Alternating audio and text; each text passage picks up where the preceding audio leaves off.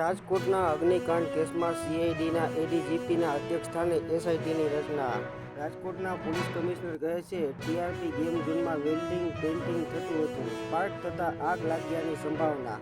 રાજકોટની ગેમિંગ ઝોનની ઘટનાને લઈને એલર્ટ. ઘોડા છૂટ્યા પછી તબેલાને તાળા.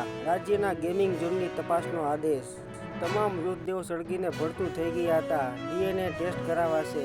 28 મૃતદેહોમાંથી 11 મૃતદેહો બાળકો અને કિશોરના હોવાની સંભાવના. રાજ્યભરના ગેમ ઝોનમાં ફાયર સેફટીની તપાસ માટે આદેશો.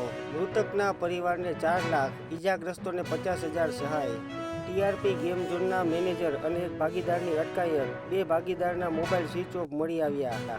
ગેમ ઝોનમાં વિકરાળ આગની દુર્ઘટના બાદ જીવ બચાવવા ભાગદોડ. આગમાંથી મહા મહેનતે બહાર આવેલા યુવકોના વિડીયો વાયરલ. રાજકોટ શહેર જિલ્લા સરકારી તંત્રની ભયાનક લાપરવાહી.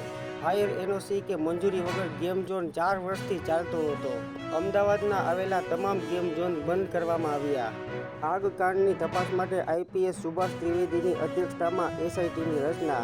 રાજકોટ ગેમ ઝોનમાં લાગેલી આ આગની ઘટનામાં મૃતકોને મોરારીબાપુએ શ્રદ્ધાંજલિ પાઠવી. મૃત્યુ પામેલા માસૂમોના પરિવારને આજ 5 લાખની સહાય કરી જાહેર.